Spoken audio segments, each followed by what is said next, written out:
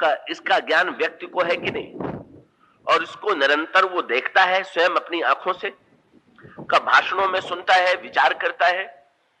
पर इतना होते हुए भी बड़ी अनोखी बात क्या, इतना देखने पर भी, इतना सुनने पर भी, इतना विचार करने पर भी अंतःकरण में कुछ एक ऐसी वृत्ति है कि जब हम व्यवहार करने चलते हैं तो हमारे व्यवहार में कहीं उस देखने, सुनने और विचार करने का कोई प्रभाव नहीं दिखाई देता। और देखने, सुनने, जानने का प्रभाव जिस वृत्ति के कारण व्यक्ति के जीवन में नहीं दिखाई देता, वो कौन सी वृत्ति है?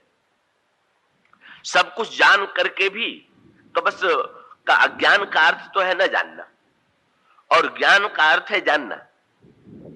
पर मोह का तात्पर्य क्या है?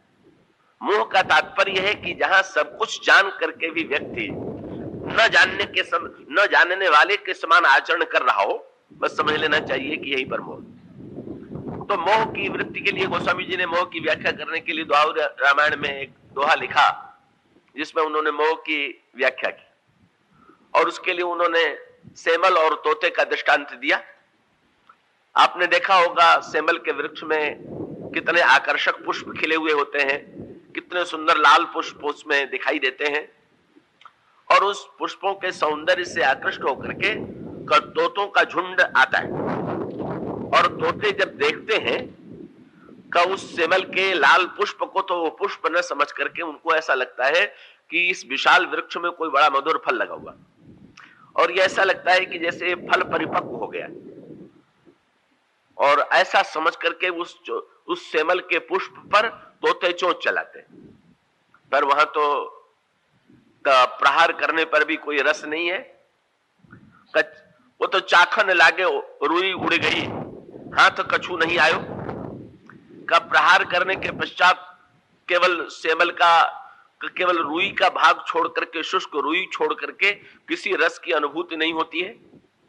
लेकिन इतना होते हुए भी गोस्वामी जी ने कहा कि भाई, तोतों के झुंड ने जब एक दिन उस सेमल के पुष्प पर चोंच चला करके उसकी वास्तविकता को देख लिया, तो फिर अब यही आशा की जानी चाहिए कि अगले दिन ऐसी भूल वे दोहरावेंगे नहीं।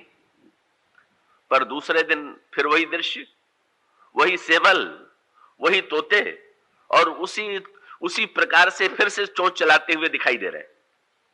और ये नित्य दृश्य गोस्वामी जी को पूरे बसंत में दिखाई देता रहा। गोस्वामी जी ने सोचा कि अच्छा, इन लोगों ने 60 दिनों तक नित्य एक ही सत्य का अनुभव कर लिया, इस पुष्प की व्यर्थता को पहचान लिया, तो भले ही एक दिन में इन पर प्रभाव न पड़ा हो, पर निश्चित रूप से इतने महीने तक निरंतर अनुभूति के पश्चात फिर इस भ्रांति में नहीं पड़ेंगे। पर जब अगला वर्ष आया और उसी सेमल में फिर से वही रंगीन लाल पुष्प निकले, और वही तोतों का झुंड का फिर से उसी फूल पर टूटने लगा, उस पर प्रहार करने लगा, तो गोस्वामी जी ने कहा आज मोह का अर्थ समझ में आ गया। क्या बोले? सोई सेमर सोई सुआ सेवत बहुरी बसंत, लेकिन तुलसी महिमा मोह की समुझ सराहत संत। मोह का अर्थ यही है कि इतनी अनुभूति के पश्चात भी का वो जीवन पर कोई प्रभाव नहीं पड़ता, हमारे अंतःकरण में कोई परिवर्तन नहीं होता। सृष्टि में अनित्यता देख करके हमारे व्यवहार में अनित्यता की कोई छाप नहीं पड़ती है, बल्कि गोस्वामी जी व्यंग्यात्मक भाषा में कहते हैं, लघु जीवन सम्मत पंच दशा कल्पांत न नाश गुमान आशा। कुछ दिन जीवित रहने वाला व्यक्ति प्रतिक्षण लोगों को अपने सामने मृत्यु का ग्रास बनते देख करके भी उसके व्यवहार से ऐसा प्रतीत होता है कि वो स्वयं को उसके स्वयं के व्यवहार में अमरता की ही छाप दिखाई दे रही। महाभारत में आपने प्रसिद्ध कथा सुनी होगी कि पांचों पांडव वन में प्यासे हो गए, और प्यास के मारे व्याकुल होकर के जल खोजने लगे, तो आसपास का जल कहीं नहीं दिखाई पड़ा। तो पांडवों में से क्रमशः एक के बाद दूसरा भाई जल की खोज में जाने लगा। क्रमशः सहदेव गए, नकुल गए, और जब सहदेव जाते हैं तो कुछ दूर जाने के बाद उनको एक बड़ा विशाल सरोवर दिखाई देता है जिसमें जल भरा हुआ था। का सहदेव ने सोचा कि थोड़ा जल हम पी लें और उसके पश्चात भाइयों के लिए भी जल ले चलें। लेकिन जब वे जल पीने के लिए चले तो वहां पर उस सरोवर के पास एक यक्ष खड़ा था और उस यक्ष ने तुरंत सहदेव को रोका कि मेरे प्रश्न का उत्तर देने के बाद जल पीजिएगा, तो आप स्वयं जल पी करके आपकी प्यास भी बुझेगी और दूसरों को जल पिलाने का अधिकार भी आपको प्राप्त होगा। पर मेरे प्रश्न का उत्तर दिए बिना अगर आपने जल पीने की चेष्टा की तो आपकी मृत्यु अवसंभावी। लेकिन आश्चर्य, सहदेव इतने प्यासे थे कि उन्होंने उस यक्ष की बात को सुनी अनसुनी कर दिया और तुरंत उस सरोवर का जल पिया उन्होंने और मर करके गिर पड़े। उसके जब बहुत देर तक नहीं पहुंचे तो नकुल को भेजा गया। नकुल आए और नकुल भी प्यास के मारे बेचैन थे। उन्होंने देखा कि सामने सहदेव मरे पड़े हैं, पर मन में यही आया कि पहले एक बार प्यास तो बुझा ले, फिर हम विचार सोचेंगे कि ये क्यों मरे पड़े। तो जल पीने के लिए चले तो यक्ष ने कहा कि देख रहे हो सामने क्या दृश्य है, और मेरे प्रश्न का उत्तर दिए बिना तुम्हारे भाई ने जल पीने की चेष्टा की तो मृत्यु हो गई, और अगर तुमने भी वही भूल की तो यही परिणाम होगा जो तुम्हारे सामने प्रत्यक्ष।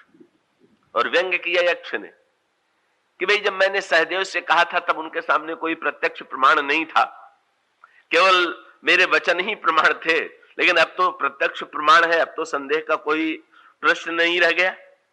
पर फिर वही भूल उन्होंने भी दोहराई और जल पी करके मर करके गिर पड़े, और वही भूल दोहराई गई का अर्जुन और भीम के द्वारा भी। और चारों जो है उस सरोवर के किनारे मरे हुए गिरे। और सबसे अंत में आते हैं युधिष्ठिर। युधिष्ठिर भीम के समान बलवान भी नहीं थे, अर्जुन के समान शस्त्र विद्या में पंडित भी नहीं थे, नकुल के समान अश्व विद्या के पंडित भी नहीं थे, नकुल के समान सुंदर नहीं थे, सहदेव के समान अश्व विद्या के पंडित भी नहीं थे। पर इतना होते हुए भी युधिष्ठिर को बड़ा महत्व क्यों दिया गया? क्योंकि जब यक्ष ने ये कहा कि आप तो प्रत्यक्ष देख ही रहे हैं कि आपके भाइयों ने मेरी बात को नहीं सुना और उसका परिणाम ये मृत्यु के रूप में सामने है, तो हमें विश्वास है कि आप ऐसी भूल नहीं दोहराएंगे और आप मेरे कुछ प्रश्नों का उत्तर दे देंगे, और उन प्रश्नों का उत्तर यदि आपने सही से दे दिया तो आपको जल तो प्राप्त हो ही जाएगा। इन चारों भाइयों में से किसी एक भाई को जिसे आप कहेंगे उसे हम जीवित भी कर देंगे, इसलिए पहले मेरे प्रश्न का उत्तर दीजिए। और तब युधिष्ठिर इतने धैर्यशाली थे, वे भी बड़े प्यासे थे, पर प्यासे होते हुए भी उन्होंने यक्ष के प्रश्न को, यक्ष के इस वाक्य को महत्व दिया और पूछा कि क्या आपके प्रश्न है।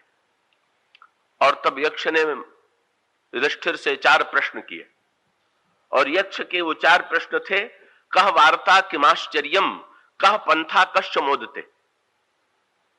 इस संसार में वार्ता क्या है, आश्चर्य क्या है, मार्ग कौन सा है और कौन प्रसन्न होता है। बोले बस इन चारों प्रश्नों का उत्तर दे दीजिए। तो याद रखिए इसका अभिप्राय क्या है। ये यक्ष का जो प्रश्न है केवल युधिष्ठिर से ही थोड़ी है, हम आप जितने हैं सब प्यासे हैं। केवल पांडव ही प्यासे नहीं थे, हम भी भूखे और प्यासे हैं। जीव में मन की ऐसी तीव्र प्यास है, हमारा मन इतना प्यासा है कि उस प्यास को मिटाने के लिए हम बेचैन, और हम संसार सरोवर में जल पी करके अपने मन की प्यास को मिटाना चाहते हैं। और ये यक्ष कौन है? ये यक्ष काल है, जो इस सृष्टि में खड़ा हुआ प्रत्येक व्यक्ति को सावधान कर देता है कि सारे विश्व के इतिहास को देख लो, आज तक जिन लोगों ने यहां पर अपनी प्यास को मिटाने की चेष्टा की उनकी अंतिम परिणति वही हुई। पर विचित्र विडंबना है, पंडित ने भी भूल दोहराई, सुंदर ने भी वही भूल दोहराई, बलवान और बुद्धिमान ने भी वही भूल दोहराई, और प्रत्येक व्यक्ति उसी प्रकार से मृत्यु का ग्रास होता गया। और यक्ष कहता है जब कोई व्यक्ति जीवन के इन चारों प्रश्नों को सही अर्थों में समझ लेता है तब उसको सच्ची तृप्ति प्राप्त होती है, फिर उसके जीवन में कहीं मृत्यु का भय शेष नहीं रह जाता। और ये विशेषता किसमें है? युधिष्ठिर में, जो धर्म के प्रतीक हैं। और इसका अभिप्राय केवल बलवत्ता, बुद्धिमत्ता, सुंदरता इन सद्गुणों वाला व्यक्ति जो है कब वो उतावला होता है केवल अपनी तृप्ति के लिए, वो काल के प्रश्नों का समाधान नहीं, का उत्तर नहीं देता है। और ये काल के प्रश्न क्या है? वही तो ये जीवन के चार ही तो प्रश्न है, और वो चारों प्रश्न हमारे हमारे आप सबके जीवन से जुड़े हुए हैं। वार्ता क्या है, आश्चर्य क्या है, मार्ग कौन सा है, और संसार में प्रसन्न कौन रहता है। कई इन चारों प्रश्नों को अगर कोई सही समझ ले तो इसमें कोई संदेह नहीं कि वो जीवन में चिर तृप्ति प्राप्त कर सकता है। तो ये इन चारों प्रश्नों का उत्तर तो विस्तृत है। केवल एक प्रश्न का पूछा, यक्ष ने पूछा कि संसार में आश्चर्य क्या है, तो युधिष्ठिर ने तुरंत यक्ष का ध्यान आकृष्ट किया अपने भाइयों की ओर और कहा बस यही सबसे बड़ा आश्चर्य तो सामने दिखाई दे रहा। क्या? बोले अहन्यहनि भूतानि गच्छन्ति मम मंदिरे। प्रतिक्षण दिखाई दे रहा है कि एक के बाद दूसरा मृत्युलोक को छोड़ करके जाता जा रहा है, लेकिन अन्य स्थान मिच्छन्ति, पर जो बचे हुए हैं वो अपने को अमर समझ रहे हैं। बोले किमाश्चर्य मतः परम, इससे बढ़ के कोई आश्चर्य नहीं है कि इतना प्रत्यक्ष निरंतर अनुभव करने के पश्चात भी अब भी उनकी धारणा उसमें कहीं परिवर्तित नहीं होती है। कभी इससे बढ़ करके कोई आश्चर्य नहीं। इसी को आप जो युधिष्ठिर के शब्दों में सबसे बड़ा आश्चर्य है, यही आश्चर्य जिस वृत्ति की प्रेरणा से, जो हमारे अंतःकरण की वृत्ति इतने देखे हुए, सुने हुए, समझे हुए सत्य को भी मिटा करके हमें अपने अभ्यास के अनुकूल क्रिया करने के लिए बाध्य करती है, कि इसको हमारे शास्त्रों में कहा गया यही मोह की वृत्ति है। इसी मोहग्रस्तता से सृष्टि का अब ब्राह्मण के चरित्र में आप इसी की व्याख्या पाएंगे। ब्राह्मण के चरित्र का स्वरूप क्या है? क्या रावण के जीवन में क्या अज्ञान है, क्या नासमझी है क्या? पर रावण का वही दुर्भाग्य। क्या? रावण तपस्या करता है, रावण पंडित है, लेकिन तपस्या करते हुए भी वरदान क्या मांगता? जब ब्रह्मा और शंकर वरदान देने के लिए आते हैं तो ब्रह्मा और शंकर पूछते हैं रावण क्या चाहते हो, और तब रावण का वही मोह रूप प्रकट होता है। क्या? कि सारे विश्व का इतिहास रावण को ज्ञात था, और यह भी उसे पता था कि आज तक जिन असुरों ने, जिन दैत्यों ने अमर होने की चेष्टा की, अंत में किसी न किसी उपाय से मारे गए। पर इतना होते हुए भी रावण को लगा कि वे मारे गए होंगे पर हम शायद बची जाएं। ये उसके, हम शायद, ये व्यक्ति जो अपने को अपवाद मान लेता है, हम लोग समझते हैं कि शायद हम लोग नियम की सीमा में नहीं आते, हम शायद अपवाद की सीमा में का हो सकता है। इतने लोगों ने उतनी बुद्धिमत्ता से वरदान न मांगा हो, उनका विनाश हो गया हो, पर तुरंत उसने तर्क किया, और वही बुद्धिमत्ता जो मोह की प्रकृति के अनुकूल है, वो निर्णय करता है कि बंदर और मनुष्य, इन दोनों को तो हम स्वयं अपनी ही शक्ति से नष्ट कर सकते हैं, और बंदर और मनुष्य तो हमारे लिए खाद्य पदार्थ के समान है। तो खाद्य पदार्थ से तो कोई डर है ही नहीं है, खाद्य पदार्थ से तो शरीर की शक्ति बढ़ती है। तो हमारे लिए मृत्यु की अगर आशंका हो सकती है तो बंदर और मनुष्यों को छोड़ करके ही किसी अन्य से हो सकती है। और यदि हम कहीं उनसे मृत्यु से अभयता का वरदान प्राप्त कर लें तो हम अमर हो जाएंगे। और इसलिए ब्रह्मा और शंकर, वो ये समझता है कि ब्रह्मा शंकर जो देना नहीं चाहते, अपनी बुद्धिमत्ता से हम पालेंगे। और तब तुरंत भगवान शंकर से वो कहता है, हम काहू के मरे ही न मारे, हम न मरे। पर साथ साथ वाक्य जोड़ देता है, बानर मनुज जाति दुई बारे, बंदर और मनुष्य दो को छोड़ करके। शंकर जी को हंसी आ गई। और उसका अर्थ क्या? कि इतनी बड़ी तपस्या करने के बाद ऐसी नासमझी का वरदान, इससे बढ़कर के तो तपस्या और समय का कोई दुरुपयोग हो ही नहीं सकता। इसलिए जब पार्वती जी ने शंकर जी से पूछा, रावण ने आपसे क्या वरदान मांगा, तो शंकर जी को तो ये कहना चाहिए था कि उसने वरदान मांगा कि बंदर मनुष्य के हाथ छोड़ करके हम किसी के हाथ से ना मरे। पर शंकर जी ने व्याख्या उलट दिया। शंकर जी कहते हैं, रावण मरण मनुज कर जाए। रावण ने मुझसे वरदान मांगा कि मैं बंदर या मनुष्य के हाथ से मरूं। तो ये शंकर जी की व्याख्या का तात्पर्य क्या? कि भाई भले ही वो समझ रहा हो कि हम अमरता का वरदान मांग रहे हैं, पर उसने तो अपने लिए मृत्यु का वरदान मांगा।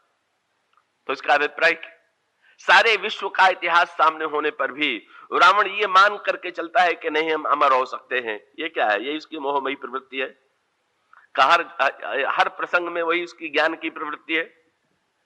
कब वो भगवान शंकर के धनुष को उठाने में असमर्थ रहा, और वहीं पर उसे सीता के अलौकिक स्वरूप का कुछ संकेत प्राप्त हो गया। और जिस समय शूर्पणखा के द्वारा का खरदूषण और तीसरा के वध का समाचार रावण को ज्ञात हुआ, तो रावण बड़ा बुद्धिमान है, बड़ी पैनी बुद्धि उसकी है, और वो रात्रि के समय पलंग पर का योगी लोग तो समाधि में जिस सत्य का साक्षात्कार करते हैं, रावण ने तो सोए सोए पलंग पर उस सत्य का साक्षात्कार कर लिया। विश्वामित्र जी वन में बड़े तपस्या करते थे, तब उन्होंने देखा कि हरि अवतरे हरन मही भारा, भगवान का अवतार हो गया। और रावण तो शूर्पणखा को समझा करके रात्रि के समय पलंग पर जाकर के लेट गया और लेटे लेटे विचार करने लगा। गयो भवन आति सोच बस नींद परी नहीं रात। और विश्वामित्र जी ने जो सत्य देखा वही सत्य रावण ने देख लिया। क्या? खरदूषण मौसम बलवंता, तीन ही को मारे विनु भगवंता। क्या तात्पर्य हुआ? रावण तो ये भी जानता है कि राम ईश्वर है, और जब ये जान गया तो अब जानना क्या बाकी रह गया? यही तो रामायण के ज्ञान का चरम फल है, ईश्वर का साक्षात्कार। पर रावण का मोह रूप क्या है उसके प्रकृति में? हनुमान जी ने वस्तुतः इस प्रसंग में रावण के इस रूप पर व्यंग करने के लिए भी जानबूझ करके इस प्रकार के घटनाक्रम को सामने प्रस्तुत किया था। हनुमान जी ने जानबूझ करके फल खाए थे, बाग उजाड़ दिया था, और हनुमान जी जानबूझ करके रावण की सभा में जो उत्तर देते हैं, उस उत्तर को अगर आप अलग से देखिएगा तो आपको लगेगा कि उस उत्तर में कोई गहराई नहीं, बल्कि जैसा मैंने एक दिन आपसे कहा था कि उत्तर तो बड़ा असंगत सा प्रतीत होता है। रावण पूछता है तुमने वाटिका का फल क्यों खाया, और हनुमान जी कह देते हैं, हनुमान जी कहते हैं खाऊं फल प्रभु लागी भूखा। रावण पूछता है तुमने बाग क्यों उजाड़ दिया, हनुमान जी कह देते हैं कप स्वभाव थे तोरे रूखा। ये बंदर का स्वभाव है, इसलिए बंदर के स्वभाव के कारण मैंने बाग उजाड़ दिया। तो ये कोई उत्तर हुआ क्या? ये संगत उत्तर है। पर इस उत्तर को आप जब इस प्रसंग से जोड़ करके देखेंगे तो इसका रहस्य समझ लेंगे। हनुमान जी का रावण पर व्यंग था। रावण की सभा में हनुमान जी बंदी बन करके क्यों गए? रावण कहता है कि तुमने फल क्यों खाया, हनुमान जी कहते भूख लगी हुई थी। हनुमान जी का व्यंग क्या था? हनुमान जी चाहते थे कि रावण उनको चोर कहे। क्यों चाहते थे? हनुमान जी वस्तुतः चाहते थे कि मुझे चोर कहने के बाद फिर मैं रावण के लिए दर्पण बन जाऊंगा और मेरे दर्पण में जरा रावण अपने को देख ले। तो जब रावण ने कहा कि दूसरे का फल बिना पूछे खाना तो चोरी है, तू चोर है, तो हनुमान जी ने व्यंग भरी दृष्टि से रावण को देखा कि मुझे भूख लगी थी, मैंने फल खा लिया तो चोर, और आपने सीता जी को चुरा लिया बिना कारण से तो आप चोर नहीं। ये कौन सी परिभाषा आपकी है? आप न्याय के सिंहासन पर बैठ करके मुझे तो चोर कहते हैं, पर अनगिनत विवाह करते हुए भी, आवश्यकता न होते हुए भी जिस प्रकार से आप भोग में प्रवृत्त हैं, क्या सच्चे अर्थों में आप ये कह सकते हैं कि आप दूसरे को चोर कहने के अधिकारी हैं? और जब हनुमान जी ये कहते हैं कि बंदर का स्वभाव है इसलिए मैंने बाग को उजाड़ डाला, तो वो रावण का वो वाक्य, जब रावण को एकांत में लगा कि राम तो साक्षात ईश्वर हैं, तो उसके विवेक में तुरंत एक प्रेरणा प्राप्त हुई कि यदि राम साक्षात ईश्वर हैं तो फिर तुम्हारा कर्तव्य है कि तुम भगवान के प्रति शरणागति ग्रहण करो, तो उनके प्रति समर्पित हो जाओ। पर रावण तुरंत अपनी प्रकृति का परिचय देता है। जान गया तो क्या हुआ, पर जान लेने के बाद कोई कहिए, सुनिए, समझिए, समझाइए, पर दशा हृदय नहीं आवे। समझ लेने के पश्चात भी तुरंत निर्णय करता है कि ठीक है, राम ईश्वर हो सकते हैं, लेकिन मुझसे भजन नहीं होगा। क्यों नहीं होगा भाई? कहोई भजन नहीं तामस देहा, मेरा तो राक्षस जात में जन्म हुआ है, हम भजन के लिए थोड़ी पैदा हुए हैं, इसलिए का मन क्रम वचन मंत्र दृढ़ यहा, हमसे भजन नहीं हो सकता। अब हनुमान जी के वाक्य पर ध्यान दीजिए।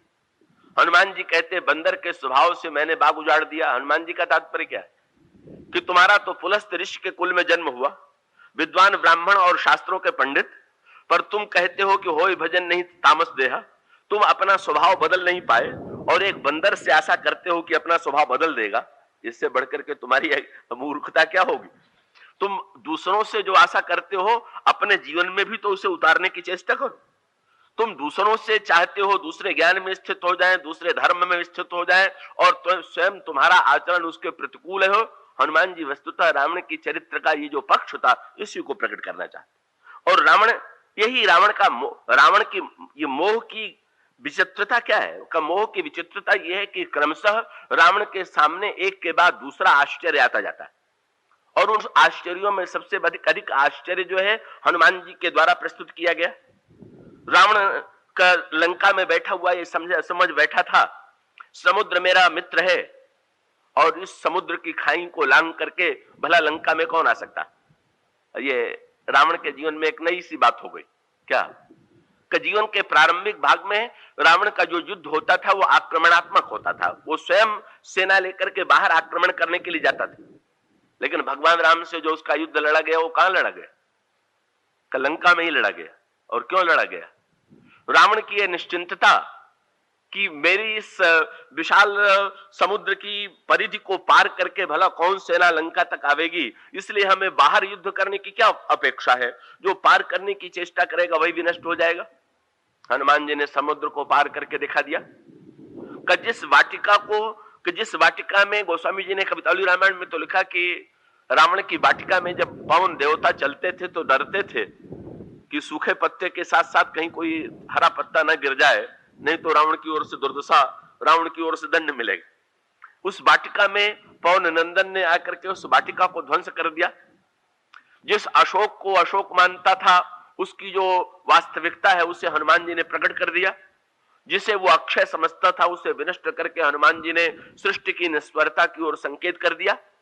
जिस अग्नि पर वो अधिकार समझता था उस रावण के देखते ही देखते उस अग्नि के द्वारा सारी लंका को जला करके हनुमान जी ने मानो रावण को प्रतिक्षण ये दिखाने की चेष्टा की, हर घटना के द्वारा ये बताने की चेष्टा की। हनुमान जी रावण चाहते ये थे कि एक बार रावण अपनी सीमाओं को पहचान ले, का अगर वो समझ लेगा कि जैसा मैं अपने को सर्वशक्तिमान समझे बैठा हूं वैसा मैं शक्तिमान नहीं हूं, और वस्तुतः सारी प्रकृति मेरे अधीन नहीं है, प्रकृति तो ईश्वर के अधीन है। व्यक्ति जब कोई वैज्ञानिक दृष्टि से किसी प्रकृति पर अधिकार करता है तो वो समझता है कि प्रकृति हमारे अधिकार में, पर सत्य तो यही है कि प्रकृति जो है जैसे पंखे के रूप में है, ऐसा प्रतीत होता है कि वायु हमारे अधिकार में है, चाहे जब हम कम करें चाहे जब बंद कर दें। पर अभी जो हवा चल रही है अब इस पर इसको किस वस्तु से आप बंद कर दीजिएगा। आंधी जो आती है उसको व्यक्ति कैसे बंद कर देगा? इसका अभिप्राय क्या कि व्यक्ति के सामर्थ्य और उसकी क्षमता की सीमा है। हनुमान जी रावण को उसकी क्षमताओं का साक्षात्कार कराते हैं, पर इतना होते हुए भी बस यही विलक्षणता है, मोह की विचित्रता यही है कि सब कुछ हो जाने के पश्चात भी रावण के जीवन में ये आशा बनी ही रही कि नहीं मैं अंत में युद्ध जीत ही लूंगा। और इसलिए गोस्वामी जी ने संकेत दिया कि जिन जिन पर उसका प्रगाढ़ विश्वास था, अगाध विश्वास था, का आगे चल करके युद्ध में मेघनाद, कुंभकर्ण का जितने योद्धा थे सबके सब मारे गए, सेना मारी गई। पर इतना होते हुए भी क्या रावण के अंतर मन में कभी यह बात आई कि मैं हार सकता हूं? बल्कि गोस्वामी जी ने एक उसकी मनोभूमि पर प्रकाश डालने के लिए एक वाक्य कहा कि जब भगवान राम ने रावण का सिर काटा और रावण के सिर निकल आए तो रावण बड़ा प्रसन्न हुआ। क्या सोच करके? बोले बिसरा मरण भई रिस गाड़ी। बोले सिर कटने से ही तो व्यक्ति मरता है, और जब मेरा सिर प्रत्यक्ष रूप से कट रहा है और फिर भी मेरे नए सिर निकल आ रहे हैं तो निश्चित हो गया कि मेरे मृत्यु की कोई संभावना नहीं। का रावण गोस्वामी जी का व्यंग्य क्या है? कटने पर भी जो नए सिरे से निकलता रहे वही तो मोह है। कटने के बाद ऐसा लगता है कि जैसे मोह पर प्रहार किया गया, मोह कट गया। पर मोह की विलक्षणता यह है का उसका जो मूल अमृत कुंड है वो इतना गहराई में है, का उसमें इतनी तदाकारता है, उसमें इतनी तन्मयता है, वो मूल से इस प्रकार से जुड़ा हुआ है और मूल में उसने ऐसा अमृत कुंड एकत्र किया है कि इसलिए का ये नहीं हुआ रामचरितमानस में कि इन योद्धाओं के हार जाने के बाद रावण ने ये मान लिया हो कि मैं पराजित हो जाऊंगा। वो समझता है भले ही ये हार गए हों लेकिन मैं तो जीत ही सकता हूं। और सचमुच का जब युद्ध होता है तो ऐसा प्रतीत होता है कि रावण की मृत्यु सरल नहीं है। का भगवान श्री राम स्वयं माथे पर पसीने की बूंद आ जाती है।